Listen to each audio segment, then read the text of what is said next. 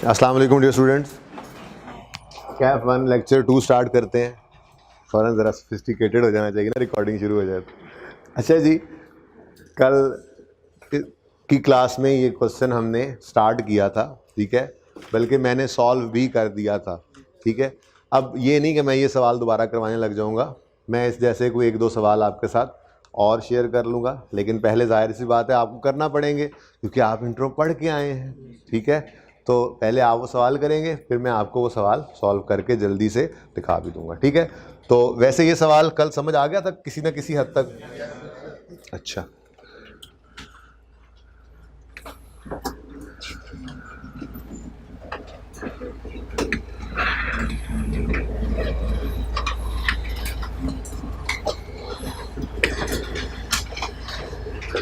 उस सवाल का चूंकि सोल्यूशन मैंने कर दिया था क्लास में, इसलिए अब उसको ऐसे डिस्कस करने की ज़रूरत मैं महसूस नहीं कर रहा, ठीक है। हाँ, उसी सवाल की तरह के सवाल और करने से वो प्रैक्टिस हो जाएगी और वो सारा कुछ दोबारा सहबारा रिपीट हो जाएगा, ठीक है।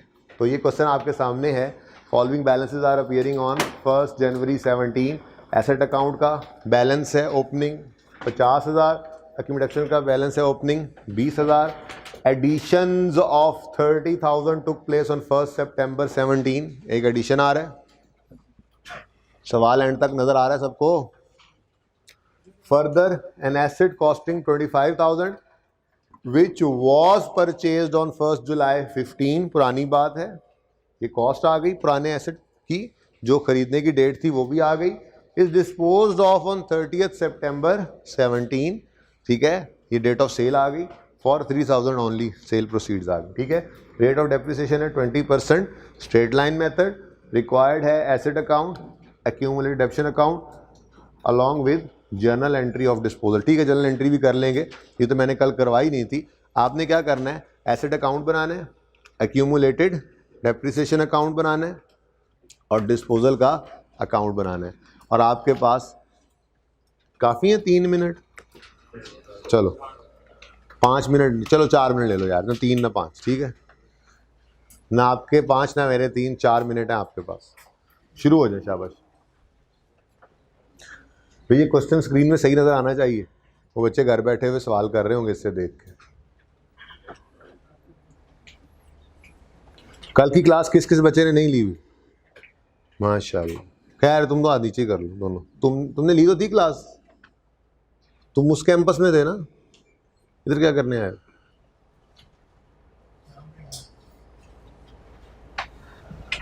मुझे घुमाई रखा करो, मुझे समझ ही ना आया मैं कौन सी क्लास में था कल, कौन सी क्लास में, बच्चे की पहचान ही नहीं हो रही। चलिए जल्दी करें,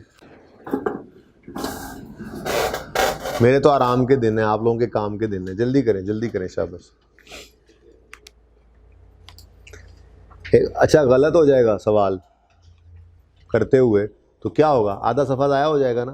कोई बात नहीं, 6 महीने तो बच जाएंगे ना, इसलिए जल्दी जल्दी सवाल करें, शेती शेती। नहीं नजर आ रहा तुम्हें सवाल? इलाज करा लो आंखों का। इधर ये मैं भी साइड बैठूं, मुझे तो नजर आ रहा है।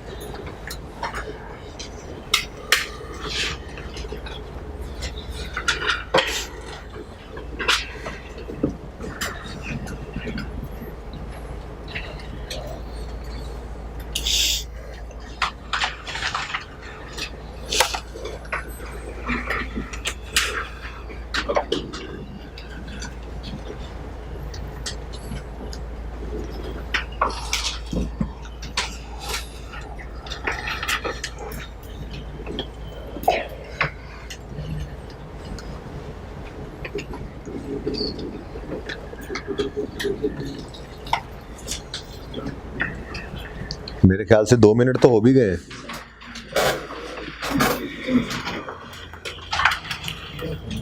आप तो उधर रखना, कैमरा उधर रखना।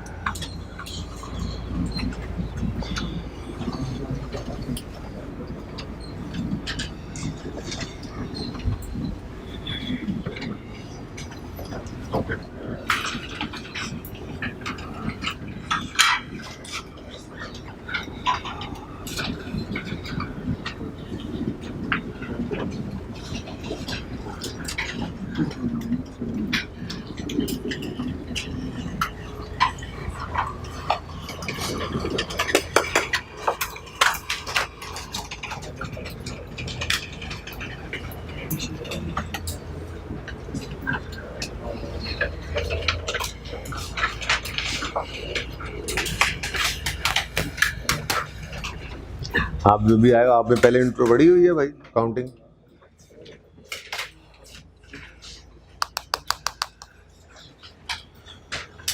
उन्होंने बात मजाक में उड़ा दी थी। नासिर नाम है आपका? अच्छा, आपका क्या नाम है? माशाल्लाह, कैसा प्यारा नाम है।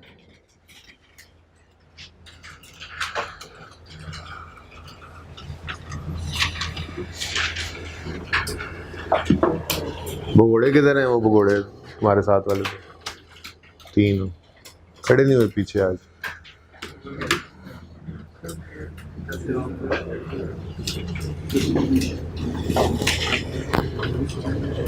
बस पहले तुम्हें स्मार्ट सा नजर तो आ रहा होगा साथ।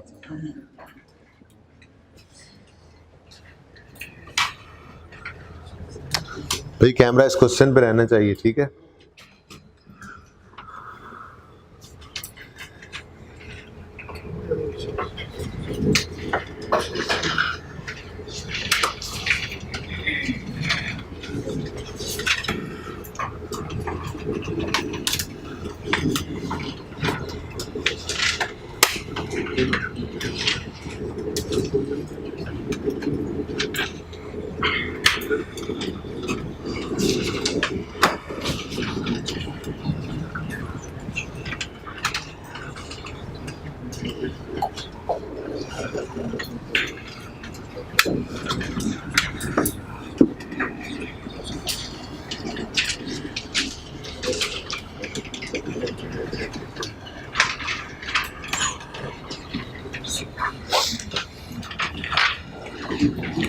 ले जी, अब तो 5 मिनट से भी ऊपर हो गया काम।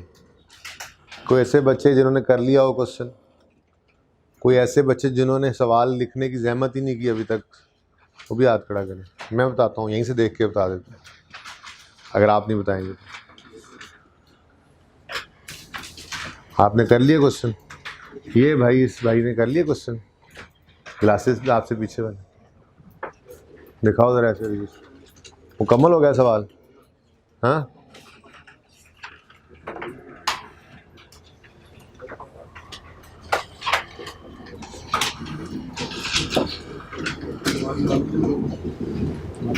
चलिए जी, बस कर दें अब। कितना टाइम दूँ तो सवाल होगा यार? बोले 1 मिनट और दूँ तो खत्म हो जाएगा सबका। चलें, दिया 1 मिनट और। अच्छा है ना, जरा कॉन्फिडेंट हो जाएंगे। नहीं करना क्वेश्चन? हो गया सॉल्व बेटा अब? क्यों?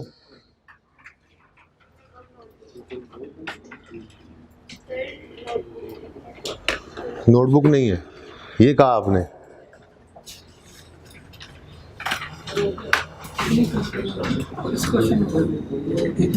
बैजो पाइन क्लोते बिनो है।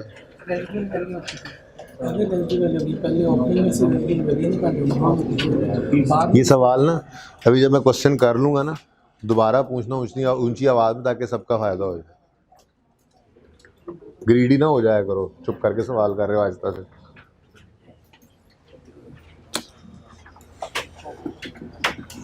मुझे लगता है मैं 10 मिनट भी और दूँ सवाल नहीं होना। इनको एक पेज दे दें जी, एक वॉल पॉइंट दे दें आसपास वाले। पिकनिक थोड़ा ही है, क्लास है। रजिस्टर लिए बगैर आ गए आप।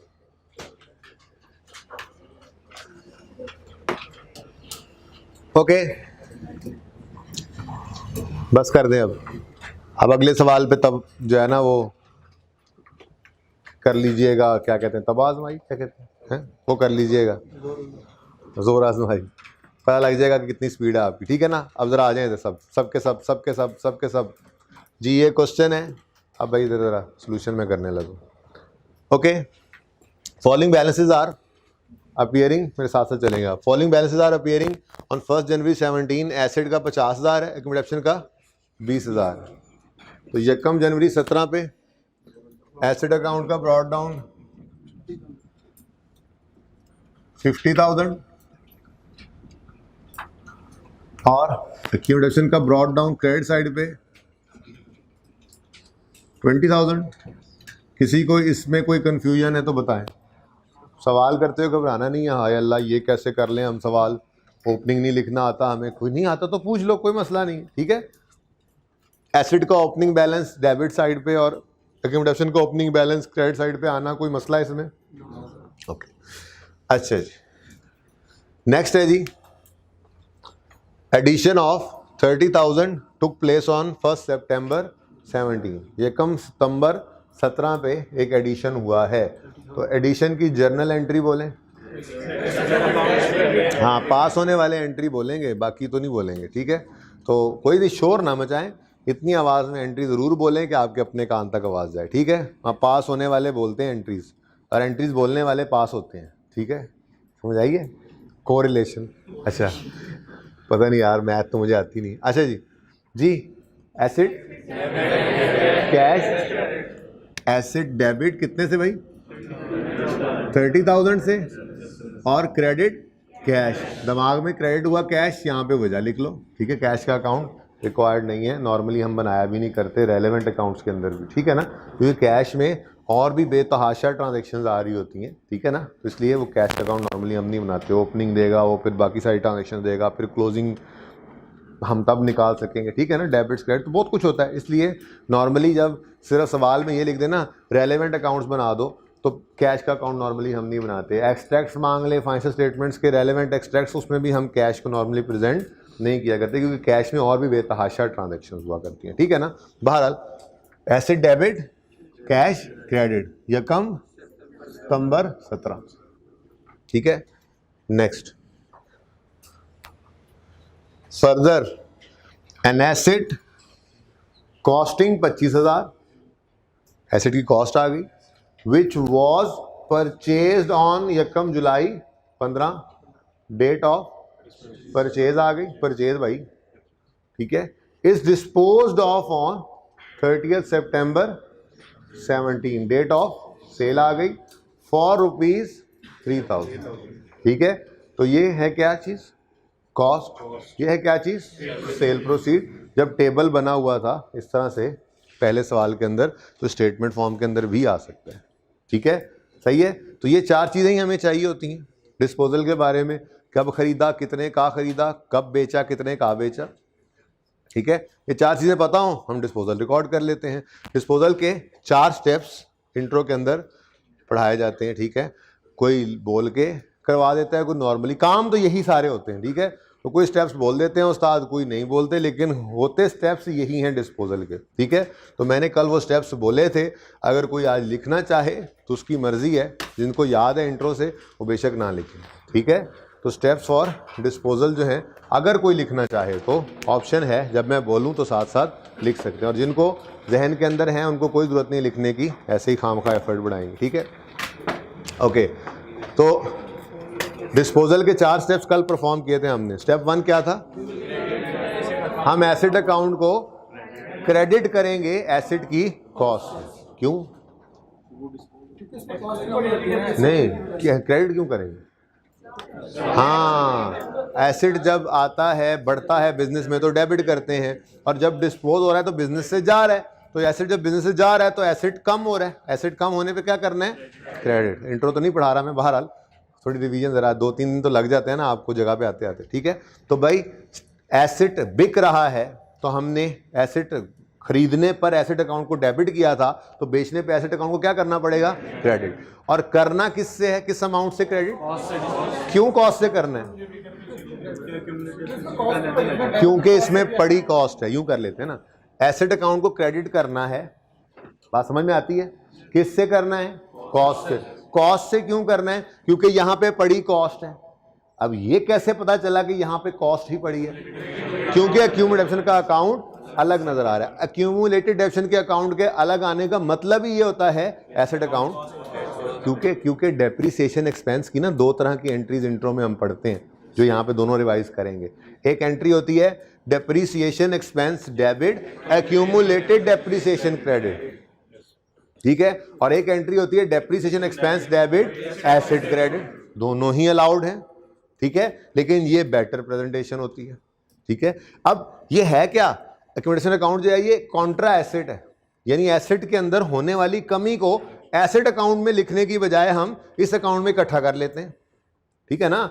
तो अल्टीमेटली ये एसेट की कमी ही पड़ी है ना यहाँ पे, ठीक है। लेकिन जब हमने एसेट के अंदर होने वाली कमी को एसेट के अकाउंट में लिखा ही नहीं है, तो उसमें तो जो कॉस्ट आई थी पहली बार हमेशा वही कॉस्ट ही पड़ी रहेगी, ठीक है ना। तो जब भी एक्यूमुलेटेड एक्शन का अकाउंट अलग पड़ा नजर आए, मतलब क्या है कि डेप्रिसिएशन एक्सपेंस की एंट्री ये हुई है, depreciation expense debit, accumulated depreciation asset तो क्रेडिट हुआ ही नहीं। तो जब एसेट क्रेडिट हुआ ही नहीं तो जो डेबिट में कॉस्ट आई थी वही कॉस्ट उसकी अभी भी हमारे पास मौजूद है, ठीक है ना। तो निशानी क्या है, एसेट अकाउंट कॉस्ट पे बन रहा है, इसकी निशानी क्या है, एक्यूमुलेशन का अलग नजर आना, ठीक है। तो जब एसेट अकाउंट कॉस्ट पे पड़ा है, एसेट अकाउंट में एसेट्स की कॉस्ट पड़ी है, तो फिर जब यहां से उसको निकालना पड़े डिस्पोजल वाले एसेट को, तो फिर उसकी कॉस्ट ही निकालेंगे ना, जो चीज यहां पड़ी होगी वही निकालेंगे ना, ठीक है। तो स्टेप 1 क्या हमने कल किया था, we will credit the asset account with cost of asset dispose of, ठीक है।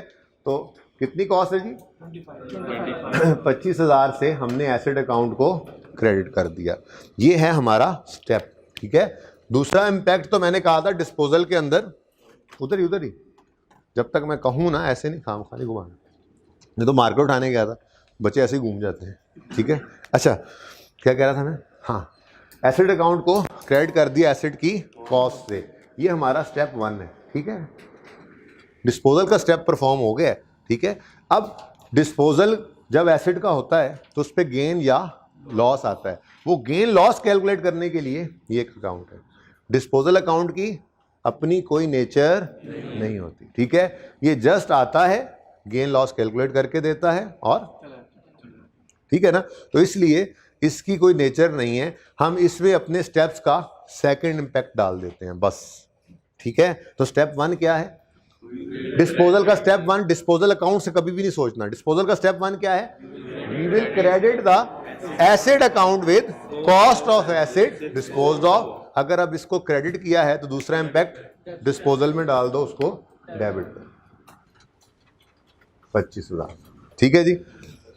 इस 25,000 के क्रेडिट के अगेंस्ट डेबिट क्या हो रहा है, इसलिए हम यहां पर डिस्पोजल लिख लिया करते हैं। कल लिखा था ऐसे, किस दिन हुआ है, 30/9/17, ठीक है जी। और डिस्पोजल का जो डेबिट है इसके अगेंस्ट एसेट का अकाउंट क्रेडिट हुआ पड़ा है 30/9/17, ठीक है। तो मैंने देखो स्टेप 1 सिर्फ इसके साथ लिखा है, ये तो सेकंड इंपैक्ट है, ओके। तो step 1 we will credit the asset account with cost of asset disposed of, ठीक है। ये स्टेप परफॉर्म हो गया। अब गेन लॉस निकालने के लिए इस क्रेडिट का दूसरा इंपैक्ट आर्जी तौर पे ज़रा यहाँ पे लिख देंगे, यहाँ से गेन लॉस निकल के इसको फाड़ के फेंक देंगे, डिस्पोजल का अकाउंट खत्म हो जाएगा, ठीक है ना, ओके डन, ओके। स्टेप 2 क्या था, देखो हमने एसेट को निकाला, ठीक है। एसेट 15 में गालिबन खरीदा था, ठीक है। तो उसकी कॉस्ट 15 के अंदर आई होगी डेबिट साइड पे, जैसे इसकी कॉस्ट इस साल 17 में आ रही है, वो 15 वाले साल में डेबिट होकर उसकी क्लोजिंग में आई होगी, फिर 16 में ओपनिंग बनी होगी, फिर 16 में क्लोजिंग बनी होगी, फिर ये 17 में ओपनिंग बनी पड़ी है। तो ये 50,000 के अंदर ये 25,000 शामिल था, हमने इसको क्या किया, लेकिन इसी एसेट की डेप्रीसिएशन भी तो 15 से होती चली आ रही होगी, 15 के साल में भी डेप्शन हुई होगी, 16 में भी हुई होगी, तो अब 17 आ गया, ठीक है। तो फिर वो डेप्रीसिएशन उस एसेट की, जिस एसेट को हमने निकाल के फेंक दिया, उसकी जितनी डेप्रीसिएशन हमने अपने बिजनेस के अंदर चार्ज करनी है ना, वो सारी की सारी डेप्रीसिएशन भी हमने निकाल के बाहर फेंकनी होगी, ठीक है। तो स्टेप 2 फिर क्या है, एक्यूमुलेशन के अकाउंट में से डिस्पोजल वाले एसेट की एक्यूमुलेशन निकाल के डिस्पोजल अकाउंट में फेंक दो, ठीक है ना। अब एसेट की नेचर क्या है, डेबिट, तो उसको उसमें से कुछ निकालने के लिए क्या किया, क्रेडिट। एक्यूमुलेटेड एक्शन अकाउंट की नेचर क्या है, तो इसमें से कुछ निकालना हो तो क्या करेंगे, डेबिट, ठीक है। तो स्टेप 2 हमारा फिर यही था। स्टेप 2 क्या था जी, we will debit the accumulated depreciation account with accumulated depreciation of disposal from date of purchase till date of sale.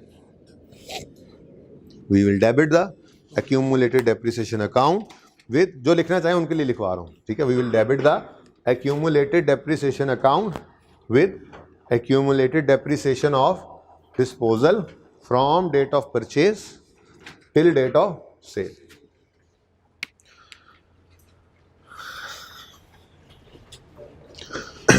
ये इतना लंबा लिखते हो ना, DOP टिल DOS लिख लेते तो काम हो जाना था। Date of purchase, date of sale लिख लेते हैं, पता नहीं क्या करते रहते जी। टिल डेट ऑफ सेल फिर पूरा लिख रहा है भाई।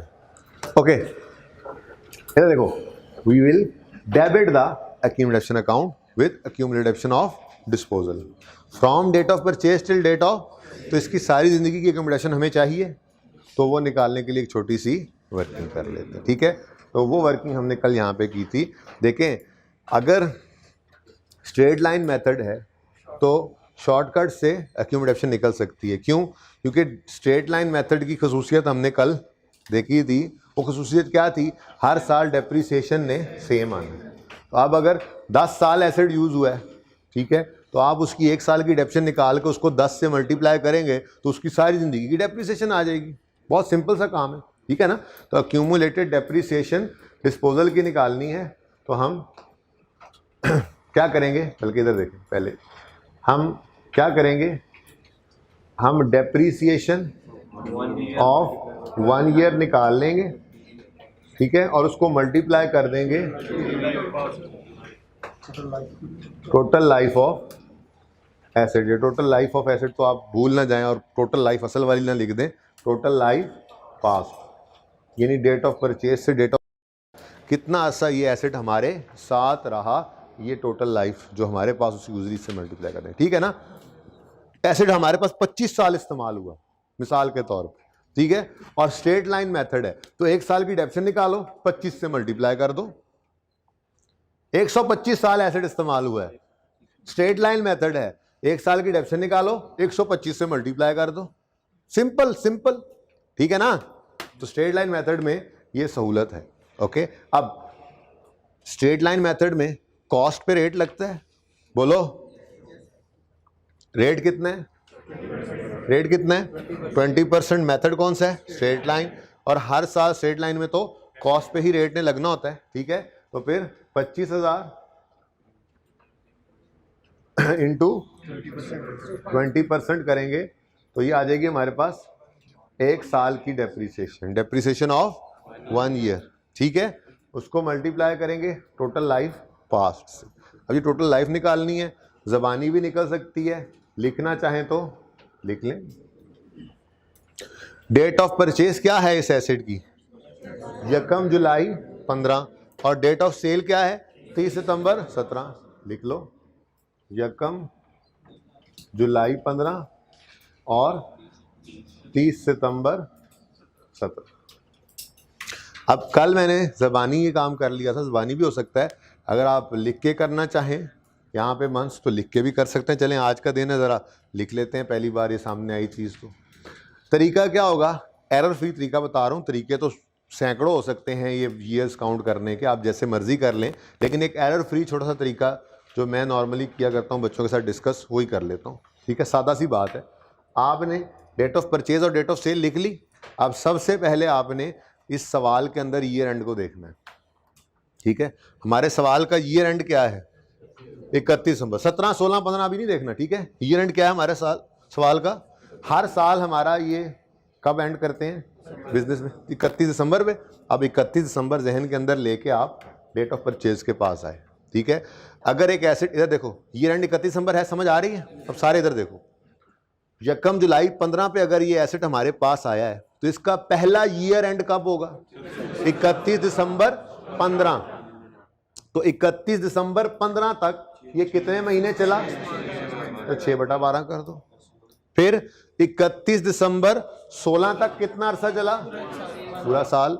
फिर 31 दिसंबर 17 तक कितना चला, पूरा 17 वाला साल नहीं चला, तो 9/12, ये इसकी टोटल लाइफ आ गई 2.25 साल, ठीक है ना। 2 साल और 3 महीने, तो 2.25 साल ही बने ना, तो उसको मैंने पॉइंट्स में लिख दिया। ये बात समझ आई है? तो बड़ा आसान सा काम है, तो 1-2 बार करेंगे तो प्रैक्टिस हो जाएगी, इससे गलती नहीं होती। ठीक है, डेट ऑफ परचेज लिखी, डेट ऑफ सेल लिखी। अब ईयर एंड सबसे पहले सवाल में देख लिया। ईयर एंड हमारा क्या है सवाल में? 31 दिसंबर। अब 31 दिसंबर जहन में रखकर, समझ आ रही है ये? 31 दिसंबर को जहन में रख के डेट ऑफ परचेज के पास आए और फिर इससे पूछा अगर 1 जुलाई 15 को एसेट तुम आए हो तो तुम्हारा पहला ईयर एंड कब होगा? 31 दिसंबर 15 पे। तो 15 वाले साल में कितने महीने चला ये एसेट? 6 महीने। 16 वाले साल में पूरा साल चला और 17 वाले साल में 9 महीने। तो टोटल लाइफ इसकी कितनी बन गई? 2.25 ईयर्स। 25,000 का 20%, 1 साल की डेप्शन निकल चुकी हुई है। निकाल लेते, पहले वो निकाल के भी लिख सकते थे, लेकिन टाइम क्यों वेस्ट करें, एक स्टेप में वो लिखें फिर। ठीक है, तो ये 1 साल की डेप्रिसिएशन इनटू 2.25 ईयर्स। आंसर क्या आ गया? 11। ये क्या चीज आ गई हमारे पास? Accumulated depreciation of disposal from date of purchase till date of sale. ठीक है, तो इसको हमने यहां पर लिख दिया। Step 2, we will debit the accumulated depreciation account with accumulated depreciation of disposal from date of purchase till date of sale. इसको अगर डेबिट किया है तो दूसरा इम्पैक्ट कहां फेंक दो? ठीक है जी, यहाँ पे आप लिख लो एक्यूमुलेशन और यहाँ पे डिस्पोजल। ठीक है जी, लेकिन इसको वर्किंग 1 के साथ रेफर कर देंगे। 30, 9, 17। जमाइयाँ मत लो इतने जोर जोर से। ये जी हमारा स्टेप 2 आ। ठीक है, तो बच्चा कंफ्यूज्ड बैठा हो तो बताएं। क्वेश्चन नहीं पूछ रहा अभी मैं, क्वेश्चन मैं पूरा सवाल करने के बाद पूछ लूंगा किसी को क्वेश्चन है तो। कोई कंफ्यूजन का शिकार है, वैसे समझ ही नहीं आ रही, कोई है ऐसा? शर्म नहीं करनी, बता दो। समझ आ रही है सबको? तो step 1, we will credit the asset account with cost of asset dispose of. छोड़ो इसको, ये दूसरा इंपैक्ट फेंक रहे हैं। Step 2, we will debit the accumulation account with accumulation of disposal from date of purchase till date of sale. निकालने का shortcut straight line के अंदर। ठीक है, step 3, we will record cash. We will record, अब एसेट बिका है, asset बिका है तो कैश आया है। एसेट बिका है, मुझे को ताव देगे, बोलो एसेट बिका है, शर्म तो आ रही होगी। कैश कहता नहीं आ रही शर्म, मैं बेशर्म। अच्छा, आपको क्या पता मैं किससे बात कर रहा हूँ? ठीक है ना, आप लोगों ने नहीं इस खोज के अंदर लगना कि किससे बात कर रहा हूँ, मेरा और मेरे स्टूडेंट का मामला है। ठीक है ना? हाँ, तो बहरहाल जिसको मैंने पैगाम देना था उसको दे दिया। एक आध बच्चे को, साथ वाले को पता भी लग जाता है यदि गल हो रही। ठीक है, अच्छा, लेकिन आप लोग इस तजस्सुस में ना पड़ा करें। अच्छा, वापस आए जी। एसेट बिका है तो कैश, कैश का आना रिकॉर्ड करना है। कितना कैश आया? 3,000। ठीक है, अच्छा, अब कैश का आना रिकॉर्ड करना है। बिजनेस में कैश आता है तो कैश, हाँ बारिश, चले छोड़े, कैश का आना तो कैश डेबिट। कैश का लेजर हम बना नहीं रहे तो दिमाग में कैश को कर दो डेबिट। अब कैश तीसरे स्टेप में डेबिट हो गया है, तो हमने अब क्या करना है? दूसरा इम्पैक्ट डिस्पोजल अकाउंट को डाल देना है। क्रेडिट कर देंगे डिस्पोजल अकाउंट को, यहाँ पे लिख लेंगे कैश अकाउंट और हाँ कैश, और ये आ गया। ठीक है, तो स्टेप 1, स्टेप देखो, स्टेप 3 जो है वो यहाँ पे किसी लेजर में नजर नहीं आ रहा, वो दूसरा इम्पैक्ट उसका नजर आ गया। बात समझ आ रही है? ठीक है, तो स्टेप 1, जल्दी बोलो जल्दी बोलो। अगला सवाल ना 2 मिनट में करना है, आप ये ज़हन में रख लो, ये इतना टाइम मैं स्पेशली लगा रहा हूँ जी। We will credit the asset account with cost of asset dispose of. Step 2, we will debit the accumulation account with accumulation of disposal from date of purchase till date of. Step 3, we will record asset गया है तो cash, तो cash का आना debit, तो cash account debit. और इन तीनों steps का दूसरा इम्पैक्ट हमने डिस्पोजल में फेंक दिया। एसेट अकाउंट क्रेडिट हुआ तो डिस्पोजल को डेबिट, एक्यूमुलेशन अकाउंट डेबिट हुआ डिस्पोजल को क्रेडिट, कैश अकाउंट डेबिट हुआ डिस्पोजल को क्रेडिट कर दिया। स्टेप 4 लिख लें, स्टेप 4 लिख लें, जो लिख रहे हैं उनको कह रहा हूं। स्टेप 4 लिखें, balancing figure will B gain or loss on disposal. Balancing figure will be gain or loss on disposal which will be taken to, आपने मुझे फॉलो किया? नहीं करना please. Balancing figure will be gain or loss on disposal which will be taken to profit and loss account.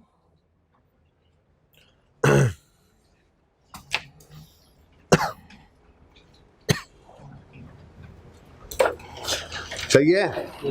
Okay, तो बताओ balancing figure इस laser में किस तरफ आ रही?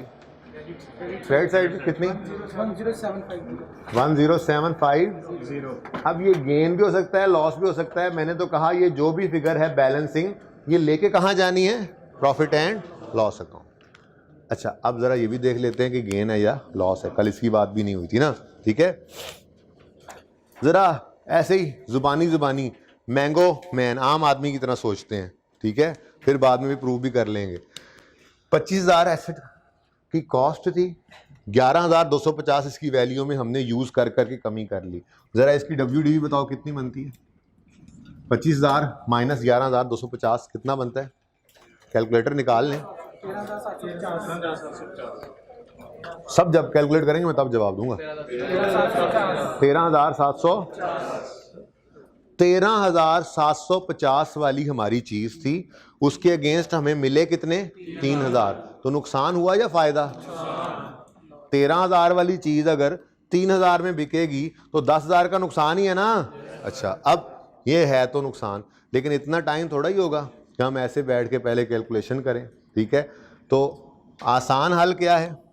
वैसे पता लगना, याद भी हो चुका होगा इंट्रो में जिन्होंने डिस्पोजल किया, ठीक है? आसान हल क्या है? देखो, एंट्री पढ़ने का तरीका क्या होता है? ये है एसेट अकाउंट, ठीक है? ये इसकी डेबिट साइड है, ठीक है? अब एसेट अकाउंट 50,000 से नहीं, ये तो ब्रॉड डाउन है, सॉरी, डबल एंट्री की बात कर. एसेट अकाउंट 30,000 से डेबिट हुआ, इसके अगेंस्ट क्रेडिट क्या हुआ? एंट्री पढ़ने का तरीका. डिस्पोजल एसेट अकाउंट क्या हो रहा है? क्रेडिट. कितने से? इसके अगेंस्ट डेबिट क्या हो रहा है? एक्यूमुलेटेड डेप्रिसिएशन अकाउंट डेबिट हो रहा है किससे? इसके अगेंस्ट क्रेडिट क्या हुआ? डिस्पोजल. ये एंट्री पढ़ने का तरीका है. जैसे डिस्पोजल अकाउंट डेबिट हो रहा है किससे? इसके अगेंस्ट क्रेडिट क्या हुआ है? डिस्पोजल अकाउंट क्रेडिट हो रहा है 11,200, इसके अगेंस्ट डेबिट क्या हुआ है? डिस्पोजल अकाउंट क्रेडिट हो रहा है 3,000 से, इसके अगेंस्ट डेबिट क्या हुआ? डिस्पोजल अकाउंट क्रेडिट हो रहा है 10,750 से, इसके अगेंस्ट डेबिट क्या हुआ? अब बचपन याद करो, प्रॉफिट एंड लॉस में जो चीजें डेबिट होती थी वो तो एक्सपेंसेस होते थे, लॉसेस होते थे, और जो चीजें क्रेडिट होती थी वो इनकम्स होती थी, गेन्स होते थे, ठीक है ना भाई? सारी इनकम्स की नेचर क्या है? क्रेडिट, ठीक है? वो जो मिसाल के तौर पे कोई इनकम पड़ी है किसी अकाउंट के अंदर, क्लोजिंग एंट्रीज भी शायद आपको याद हो इंट्रो में, अगर आपने आखिर तक चीज़ें पढ़ी होंगी, या भागने वालों में से थे तो नहीं पढ़ी होंगी तो कोई बात नहीं, ठीक है? तो क्लोजिंग एंट्रीज में भी क्या होता है? मिसाल के तौर पे आपकी सेल्स का जो लेजर है उसमें आपकी 1 मिलियन की सेल पड़ी है, उसको सेल के लेजर से निकाल के प्रॉफिट एंड लॉस में फेंकने की एंट्री होती है. सेल के अकाउंट में वो क्रेडिट पड़ा होता है ना, वो डेबिट करके प्रॉफिट एंड लॉस क्रेडिट. मतलब चलो यार मुश्किल बात कर दी, आसान बात क्या है भाई? सारी इनकम्स और गेन्स क्रेडिट नेचर के होते थे ना. तो प्रॉफिट एंड लॉस में क्रेडिट नेचर की चीजें क्या होती हैं? इनकम्स. और जो एक्सपेंसेस होते थे वो सारे क्या हुआ करते थे? डेबिट. लॉसेस क्या होते थे? डेबिट. तो प्रॉफिट एंड लॉस में जो डेबिट नेचर की चीजें होंगी वो क्या होंगी? Losses, expenses.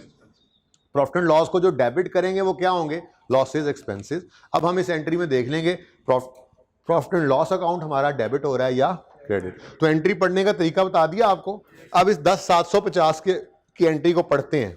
डिस्पोजल का अकाउंट क्या हो रहा है? क्रेडिट. इसके अगेंस्ट डेबिट क्या हो रहा है? प्रॉफिट एंड लॉस डेबिट होता है लॉसेस से, एक्सपेंसेस से. तो इसलिए तो हमने वो जबानी बात डिसाइड कर ली थी कि ये क्या है? लॉस ऑन डिस्पोजल है, ठीक है जी? तो सही है. और अगर बैलेंसिंग फिगर इस तरफ आ जाती तो क्या बनता? नहीं, पूरी बात करें. डिस्पोजल अकाउंट क्या हो रहा होता? डेबिट. उसके अगेंस्ट क्रेडिट क्या हो रहा था? तो प्रॉफिट एंड लॉस क्रेडिट किससे होता है? इनकम से, ठीक है, गेंद से। ओके चलो, बहरहाल ये बातें तो ऐसे ही लंबी होती चली गई जी। चारों स्टेप्स हो गए, डिस्पोजल कंप्लीट हो गया, ठीक है। अब एसेट अकाउंट की तरफ आते हैं। तो एसेट अकाउंट हमारा कंप्लीट हो चुका है। अब इसमें मजीद और कुछ नहीं करना हमने। तो क्लोजिंग बैलेंस, बैलेंसिंग फिगर 55,000, ठीक है जी।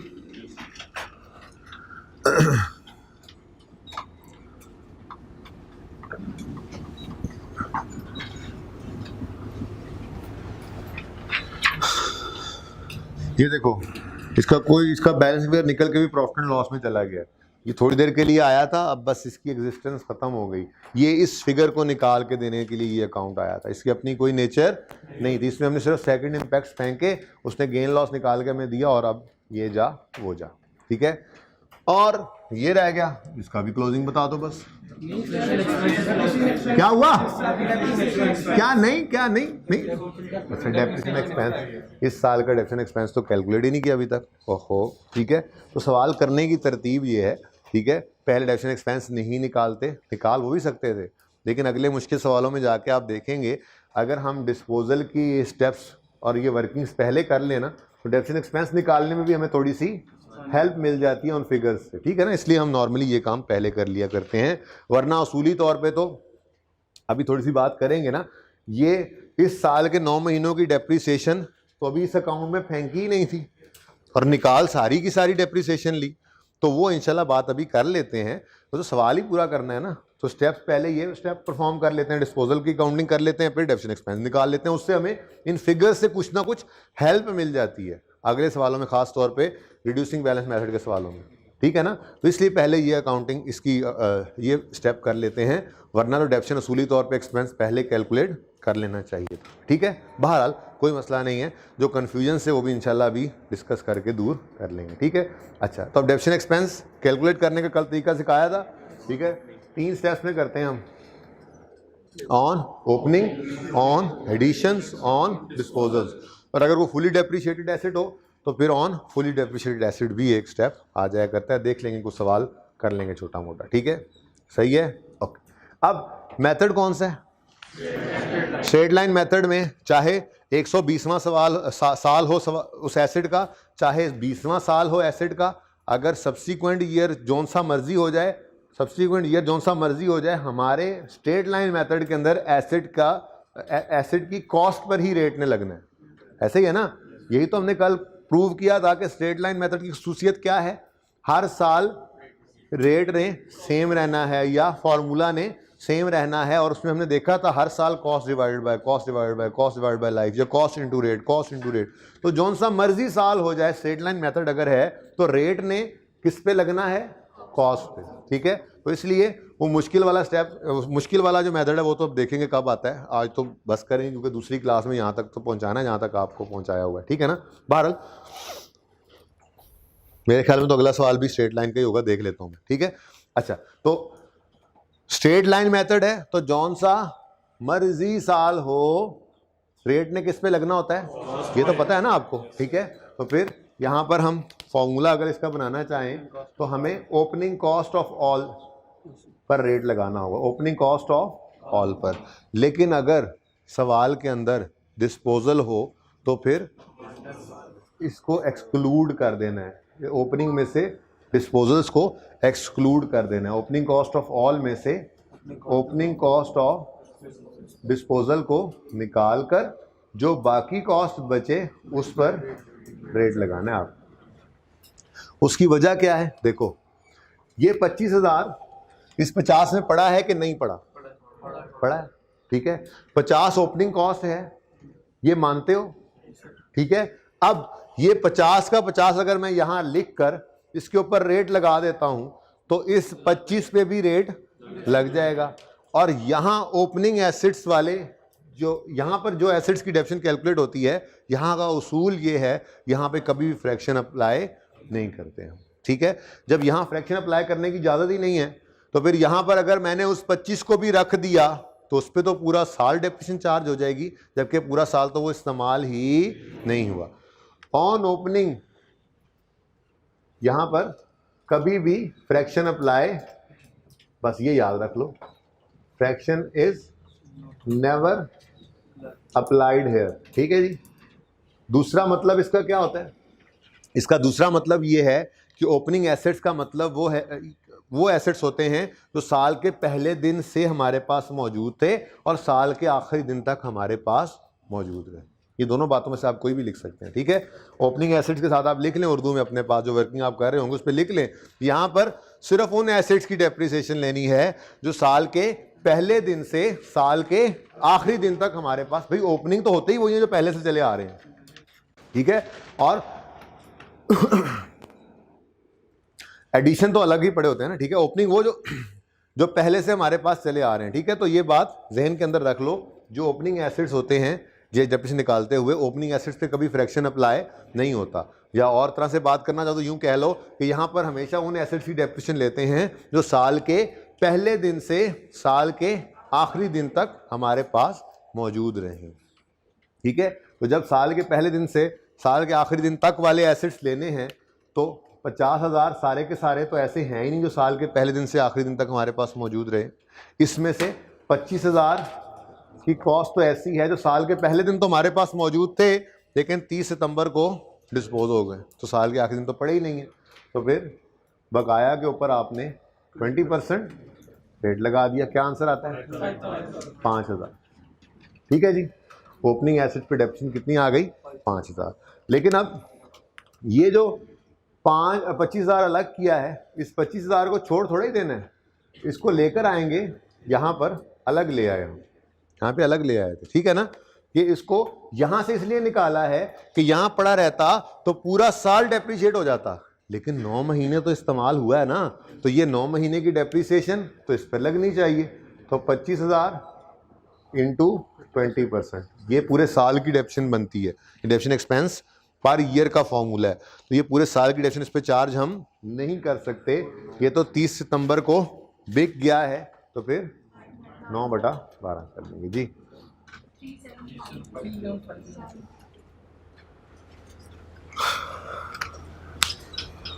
ठीक है, पूरी 5,000 डेप्रिसिएशन आ जाती है अगर यहाँ पे पड़ा रहता है ये तो। ठीक है, लेकिन 5,000 डेप्रिसिएशन इस पे हमने चार्ज नहीं करनी थी, तो वहाँ से निकाल दिया, अलग ले आए, जितने महीने इस्तेमाल हो उतने महीने की डेप्रिसिएशन चार्ज कर दी। ठीक है, कुछ रह गया? एडिशन पे डेप्रिसिएशन रह गई। एडिशन आया जी 30,000 था, 20%, ये पूरे साल की डेप्रिसिएशन आ गई। अब ये यकम सितंबर को आया है, तो ये एसेट कितने महीने इस्तेमाल हुआ?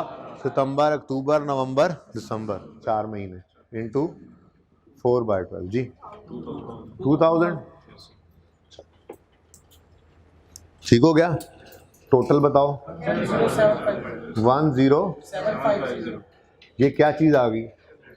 Depreciation expense for the year ended 31 December 17।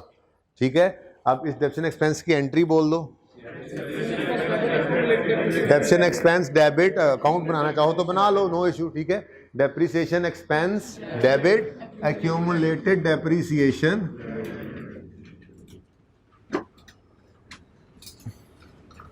Working to 31 December 17 पर हमने ये एंट्री पास की। और अब क्लोजिंग मुझे बता दो।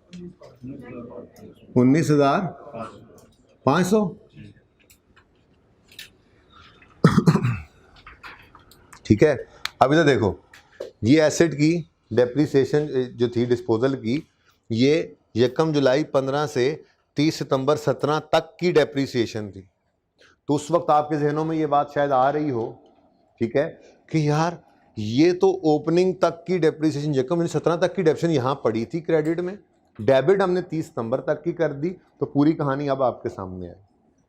यकम जनवरी 17 तक की डेप्रिसिएशन इस 20,000 में पड़ी थी और मजीद 30 सितंबर तक की ये 3750 की डेप्रिसिएशन इस 10,750 में आ गई। अब इस एसेट की पूरी जिंदगी की डेप्रिसिएशन यहाँ क्रेडिट हो चुकी है। यकम जनवरी 15 से यकम जुलाई 15 से 30 सितंबर 17 तक की डेप्रिसिएशन इस एसेट की यहाँ पर क्रेडिट हो चुकी है। बोलो, हो चुकी है। अब इस सारी की सारी को उठाकर यहाँ पे डेबिट करके निकाल दिया गया। ठीक है, तो उसूली तौर पे तो पहले डेप्रिसिएशन एक्सपेंस निकालना चाहिए था, यहाँ से इसको डेबिट करना चाहिए था, लेकिन बस उसूल कॉन्सेप्ट की हद तक समझ आ गया ना।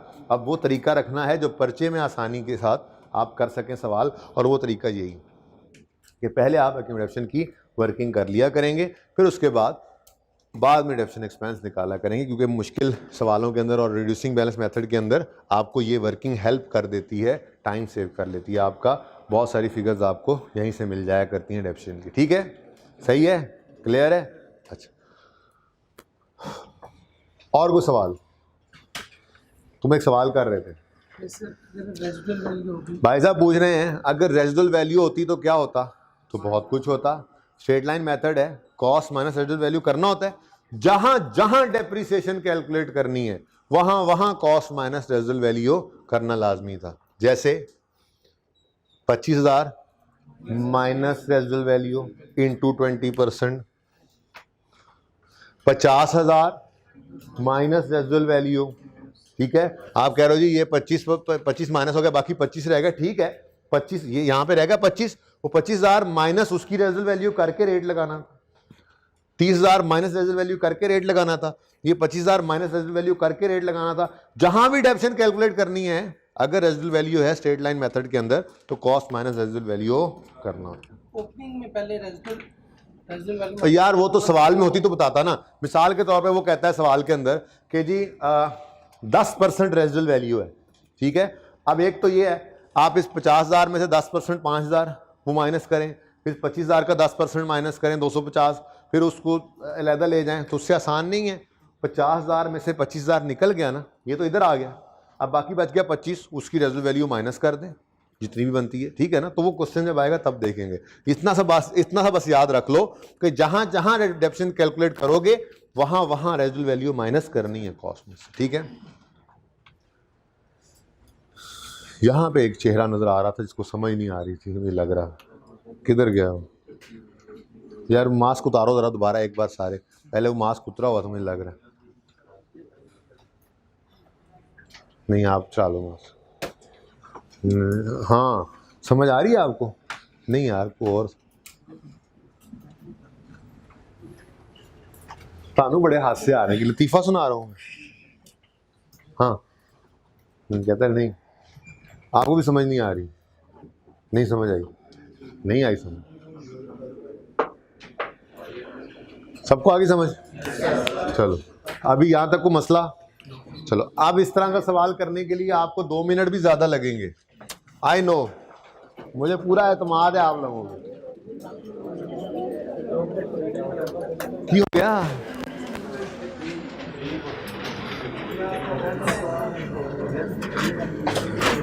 ले आए जी इधर? ये क्वेश्चन किसी ने फोटो शोटो बनाना है तो बना लिया होगा अब तक वैसे।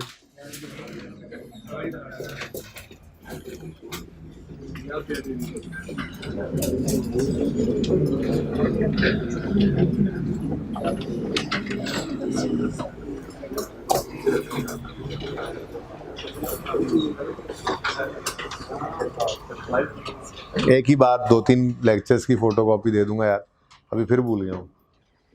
ज़रा 2-3 दिन तो वैसे सेट होने में भी लग जाते हैं, रनिंग में आने। ओके जी, ये देखें जी आपके लिए कितना प्यारा सा दूसरा सवाल।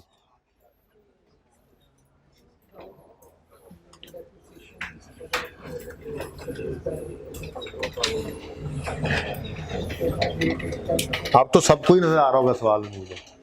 Following balances are appearing on यकम जनवरी 13, देख लो एक बार। एसेट अकाउंट का ओपनिंग गिवन है, एक्विजिशन का ओपनिंग गिवन है, एडिशन 1 गिवन है, डिस्पोजल्स 2 गिवन है।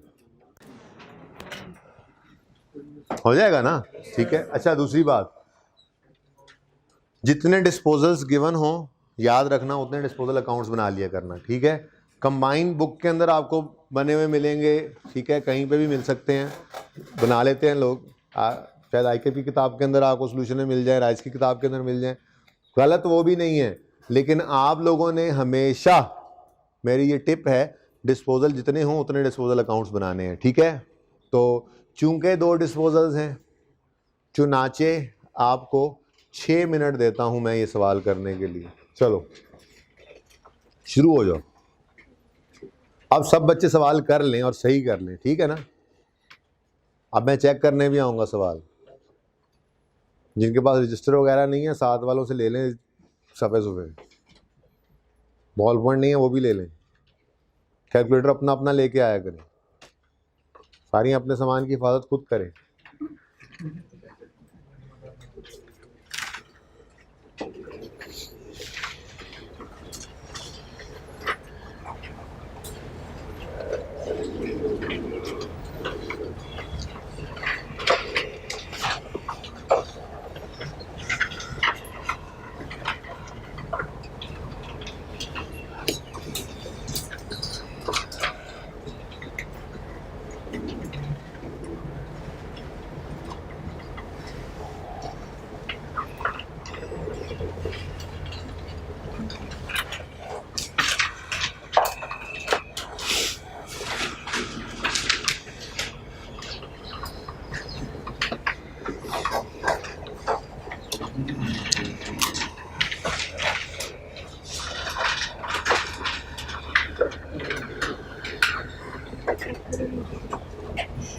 कोई एक बच्चा जल्दी से सवाल कर ले ताकि मैं उसका सवाल चेक कर लूं और फिर मैं उसका आंसर शेयर कर लूं आपको।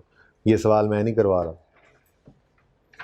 बस मैंने आप फिर इस क्वेश्चन में आपको डिस्पोजल की एंट्री सिखानी है और फिर आप बाकी सवालों में वो खुद कर लेंगे इंशाल्लाह।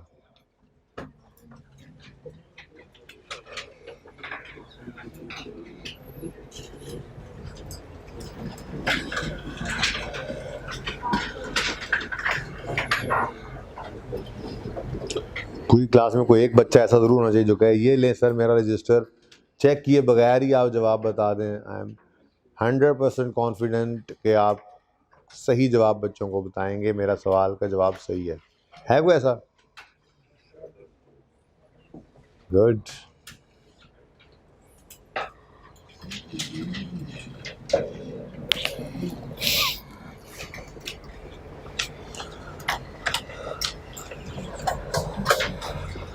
भाई किसी को मैसेज कर देते हैं, बुला देते हैं ऑफिस बॉय।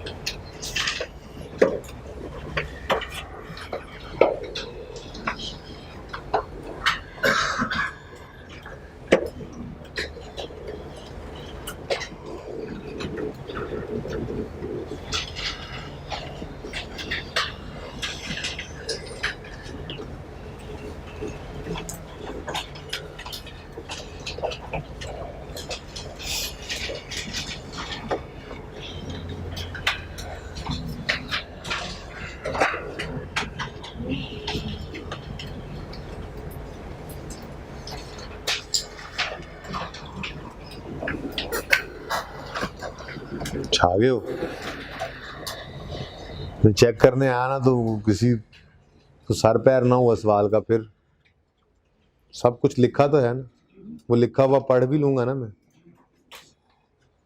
वेरी गुड, जबरदस्त।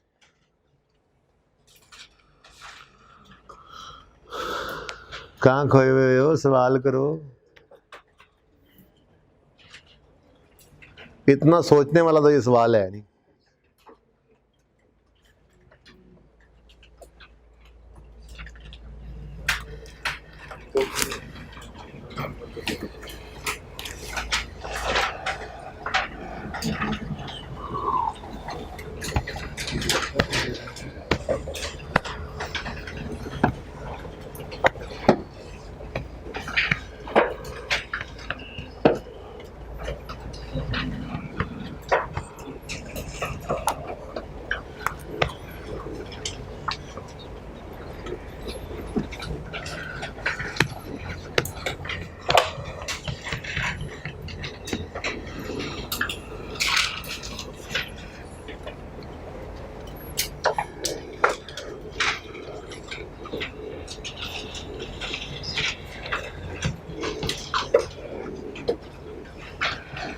एक बच्चे ने एक सवाल कर लिया हुआ है 1.5 मिनट पहले से, कुछ शर्म भी आनी चाहिए आप लोगों को, अभी तक तो कर भी लें।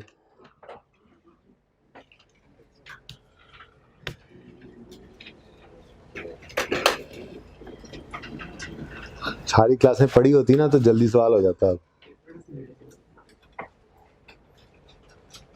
क्यों नहीं लाया कैलकुलेटर?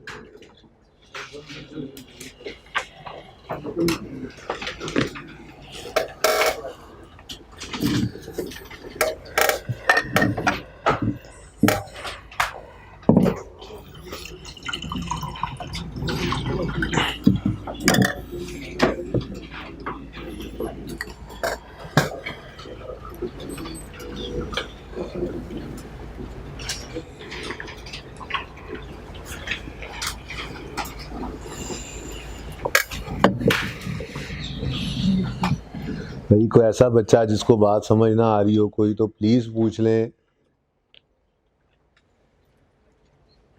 बाद में इंतजामिया जिम्मेदार ना होगी।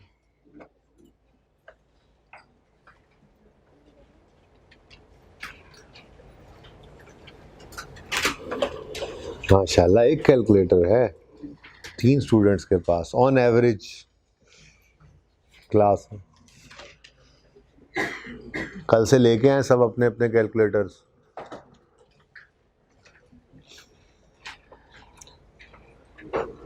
भाईचारे की मिसाल कायम करने की बजाय अपने कैलकुलेटर्स लेके आइएगा।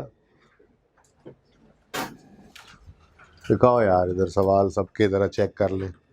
बैठो बैठो।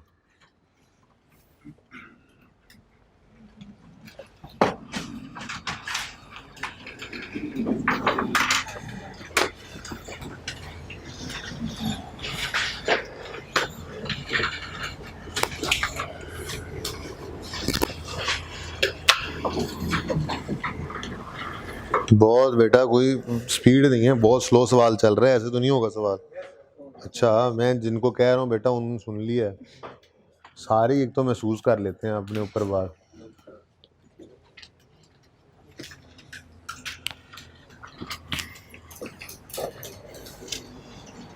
अकाउंटिंग आपने नहीं पढ़ी पहले? कितने लिए थे लेक्चर्स?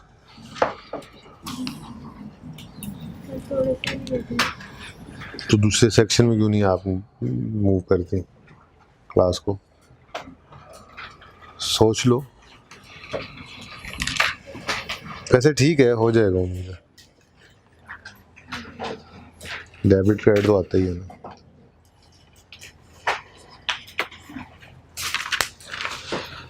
काम तो हो रहा है, पता नहीं सवाल का जवाब भी किसी एक का सही होगा ही।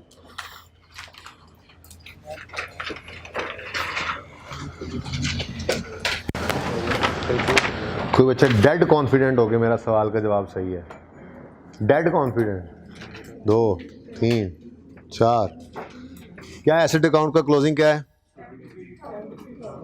एक्यूमुलेटेड अकाउंट का क्लोजिंग क्या है? एक्यूमुलेटेड डेप्शन का क्लोजिंग 24758 24758 1 24758 2 24758 3 24758 4। बस लॉक कर दें। 24658 वाले कौन है? सही है 758 ही है। सही लग रहा है मुझे तो सवाल। बस अगर ये सही है तो वो भी सही होंगे। डिस्पोजल 1 1875। कौन है 1875? ये सही नहीं लग रहे मुझे। डिस्पोजल 1 3875 नहीं है, 1875 ही ठीक लग रहा है मुझे। ये एसेट अकाउंट क्रेडिट हुआ, डिस्पोजल अकाउंट डेबिट हो गया। 5000 किधर है? लगी बंदी, ये उलट कर दिया आपने।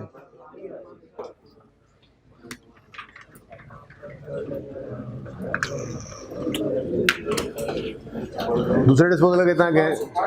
850। ओ यार इतना शॉर्टकट। ठीक है जबरदस्त है।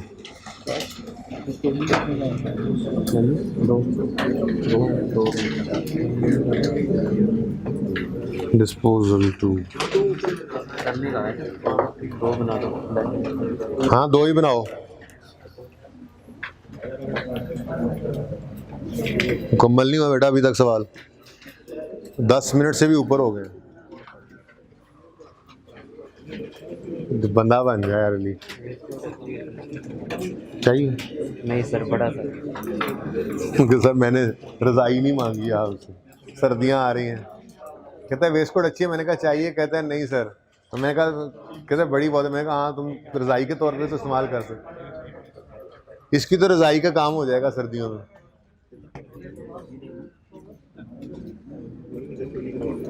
कहाँ से आए हो तुम पढ़ने? कितना टाइम लगता है वहाँ तक जाते हुए पता है?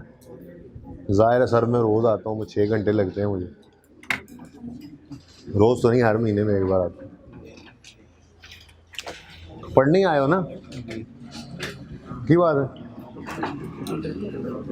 नज़र रहेगी मेरी तुम पे।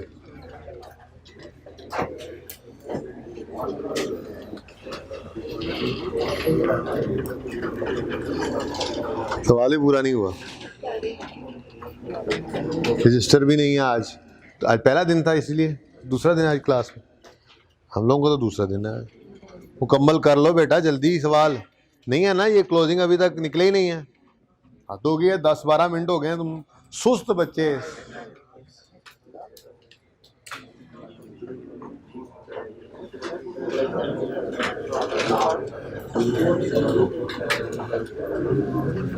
बेहतरीन साल गया प्यारे तुमने, सही है सारा। अच्छा जी, अब मैं ये क्वेश्चन नहीं करवा रहा, सुन लें अब एक बार। रजिस्टर हल्का बहुत है, लिख के यार। वो एंड वाला कह रहे हैं हमारा क्या कसूर है, सवाल ही नहीं देखने आए। तो मैं नासिर का सवाल देखने आ गया। नासिर ने सवाल ही नहीं किया हुआ, पकड़ा गया है। तुमने मोबाइल के ऊपर कैलकुलेशंस की हैं, तुम कहाँ से पढ़ने आए हो? 28 दिन गुजार के आए हो लगी मरबत में, पढ़ने आए हो तो पढ़ो। गंद डाला हुआ है तुमने, वैसे करते हैं जैसे अली ने किया हुआ सवाल। अच्छा जी चलें बस करें।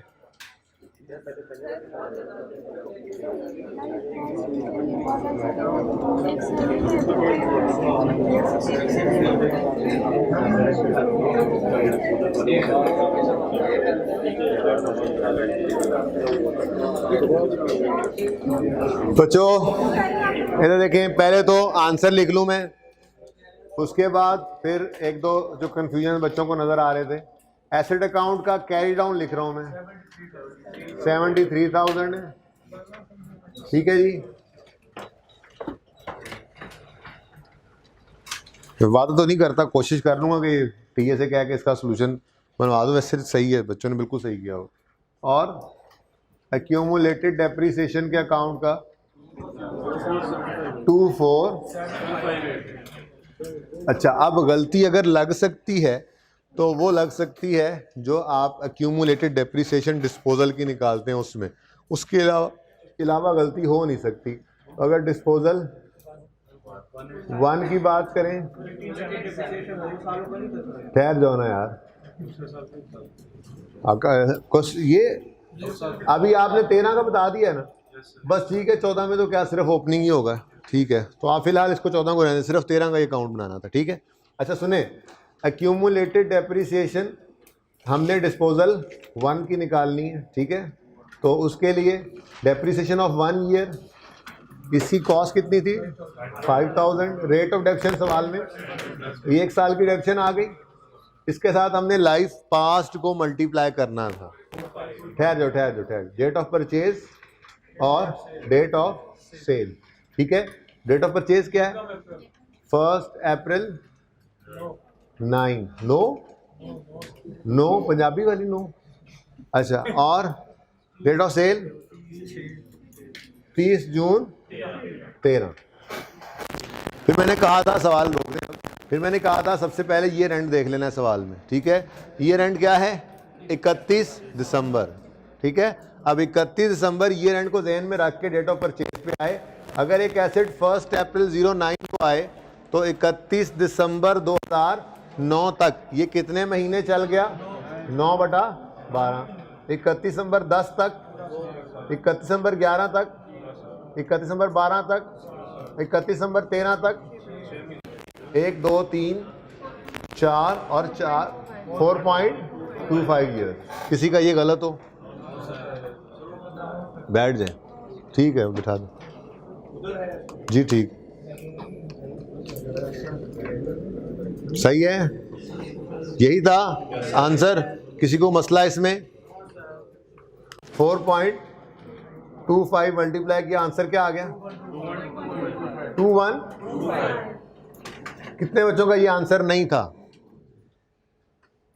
गलती क्या की? वो तो जाहिर सी बात है, कहाँ पे गलती की? एंड पे, यहाँ पे नहीं। अच्छा, दूसरा डिस्पोजल में एक्यूमुलेटेड डेप्रिसिएशन निकालनी है तो 2000 इंटू 10% इंटू, अब लाइफ निकालनी थी तो डेट ऑफ परचेज है 1 जुलाई 10, डेट ऑफ सेल है 30 सितंबर 13। ईयर एंड हमारे जहन के अंदर है 31। इधर देख लो ना यार, ईयर एंड हमारे जहन में ईयर एंड क्या है? 31 दिसंबर। तो 1 जुलाई 10 वाला एसेट, 1 जुलाई 10 को जो एसेट आया, इसका पहला ईयर एंड कब होना है? 31 दिसंबर 10 पे 6/12। 31 दिसंबर 11 तक पूरा साल, 12 तक पूरा साल, 31 दिसंबर 13 तक। तो ये कितने साल बन के? 3 यहाँ पर 3.25 ईयर्स लिखा, आंसर आ गया 6। कितने बच्चों का ये आंसर नहीं था? ओके, सबका यही था। चलें, बहरहाल ये क्लोजिंग बैलेंसेस मैंने लिख दिए हैं, इसको आप बेशक ट्राई कीजिएगा, ठीक है जी। बस इतना ही काफ़ी है, कोई होमवर्क नहीं है। ये जो क्वेश्चंस किए हैं आपने, यही होमवर्क में हैं। आप सुन लें ज़रा, डिस्पोजल की जर्नल एंट्री सीख लें और फिर छुट्टी करते हैं।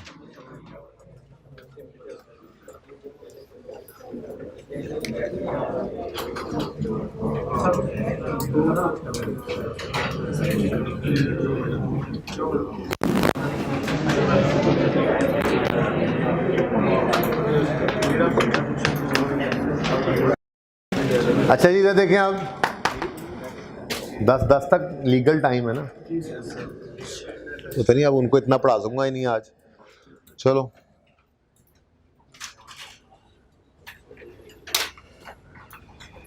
अच्छा जी, डिस्पोजल का अकाउंट हम किस लिए बनाते हैं?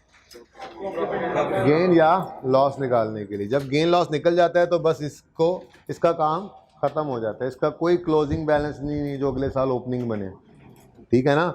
ये बस आया और इसी दिन इसने, ये सारी डेट्स इसी दिन की पड़ रही हैं, ये गेन लॉस भी इसी दिन निकाल कर हम साइड पे रख लेते हैं, और जिस दिन प्रॉफिट एंड लॉस अकाउंट बनाएंगे उस दिन ये गेन या लॉस उसमें लिख देंगे, तब तक ये दराज में हम रख लेंगे गेन या लॉस, ठीक है ना। तो जिस दिन डिस्पोजल किया उस दिन ये डिस्पोजल का अकाउंट आया, उसने ये गेन या लॉस निकाल कर हमें दे दिया और खुद खत्म। तो एक गेन लॉस निकालने का तरीका है डिस्पोजल अकाउंट का बना लेना, और दूसरा तरीका है जर्नल एंट्री पास कर लेना, ठीक है। तो जर्नल एंट्री ऑफ डिस्पोजल बहुत आसान है। जर्नल एंट्री में कुछ भी नहीं करना, वो जो मैंने 4 स्टेप्स लिखवाए थे बेसिकली वो हमारी जर्नल एंट्री ही थी, ठीक है ना। तो ये तो एडिशनल काम हम करते हैं यहाँ पे, ठीक है, कि हम दूसरा इम्पैक्ट डिस्पोजल में डालते हैं। जर्नल एंट्री तो उल्टा आसान काम है, ठीक है। उसमें क्या है, वो जो मैंने आपको 4 स्टेप्स लिखवाए हैं वो दरअसल जर्नल एंट्री थी हमारी, जर्नल एंट्री ऑफ डिस्पोजल। क्या है जी जर्नल एंट्री? तो ये देखें, स्टेप 1 उसी तरह से स्टेप्स में लिख लेते हैं। Step 1, we will credit the asset account with cost of asset debit, और क्रेडिट जो है अगर हम लिख लें यहाँ पे तो जर्नल एंट्री में मैंने कहा स्टेप्स ही हमारी जर्नल, दरअसल मैंने जर्नल एंट्री को स्टेप्स में लिखवाया था आपको, ठीक है ना। तो step 1, we will credit the asset account with cost of asset disposed of. कितनी कॉस्ट है? 25,000। एसेट अकाउंट क्रेडिट हो गया, ठीक है, नजर आ रहा है बेटा। Step 2, we will debit the accumulated depreciation account with accumulated depreciation of disposal from date of purchase till date of, ये डेबिट हुआ पड़ा है ना, दूसरा इंपैक्ट नहीं सोचना। हाँ बस ये जो स्टेप, ये जनरल एंट्री ही थी। तो स्टेप 2 एक्यूमुलेशन अकाउंट को क्या कर लो, एक्यूमुलेटेड डेप्रीसिएशन अकाउंट, वो वर्किंग वन में जो फिगर निकाली थी डेबिट कर दो 11,200। Step 3, we will record cash, disposal asset के डिस्पोजल पर कैश, एसेट बिके तो कैश आता है या जाता है, तो कैश का आना डेबिट या क्रेडिट, डेबिट, ये कैश अकाउंट डेबिट, कितने से, 3,000 से, ठीक हो गया जी। अगली बात, balancing figure will be gain और loss which will be taken to, अब बैलेंसिंग फिगर किस तरफ आ रही है, कितनी, 10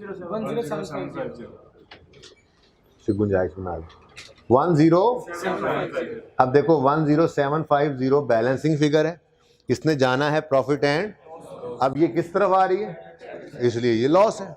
ये तो ज़्यादा आसान काम हो गया ना, ठीक है। यहाँ पे हमने क्या लिख दिया, प्रॉफिट एंड लॉस अकाउंट में ले जाओ ये बैलेंसिंग फिगर, और चूंकि ये डेबिट साइड पे बैलेंस आया है तो डेबिट बैलेंस क्या है, लॉस ऑन डिस्पोजल। तो दोनों काम नहीं कर लेने, सवाल जो कहे, ठीक है, वो करना है। सवाल कहे कैलकुलेट गेन और लॉस यूजिंग लेजर, तो फिर एंट्री करने से नंबर नहीं मिलेंगे। और सवाल ये कहे pass journal entry and calculate pass journal entry of disposal, तो फिर ये अकाउंट बनाने से नंबर नहीं मिलेंगे, ठीक है। बाकी ये ज़्यादा आसान काम है, ठीक है। वही 4 स्टेप्स हमारे जो हैं, दूसरा अकाउंट खोलें, उसके अंदर सेकंड इम्पैक्ट डालने से भी बेहतर आसान काम क्या है, जनरल एंट्री, वही 4 स्टेप्स हैं। Step 1 we will credit the asset account with cost, step 2 we will debit accumulated depreciation account with accumulation of whole life of asset disposal, ठीक है। Step 3 we will record cash, step 4 balancing figure will be gain or loss which will be taken to profit and debit side पे balancing figure आए तो loss, credit side पे आए तो gain, ठीक है। तो कल वाला सवाल और आज वाला सवाल तो चलो मैंने कर दी जनरल एंट्री, और जो आपने ये सवाल किया है, इस सवाल के दोनों डिस्पोजल्स की भी जनरल एंट्रीज आपने जो है वो कर लेनी है, और इसी काम को आपने रिवाइज कर लेना है, इसके अलावा और कोई काम नहीं है, ठीक है। सही है, समझ आई है सब, ओके ठीक है जी। ज़िंदगी रही तो कल मुलाकात, भाई भाई भाई बैठ जाओ, अभी कैमरा चल रहा होता है पीछे, ठीक है ना, उनके आगे आ जाओ, ठीक है जी। कल मुलाकात होगी, ज़िंदगी रही। अल्लाह हाफिज़, अस्सलाम वालेकुम।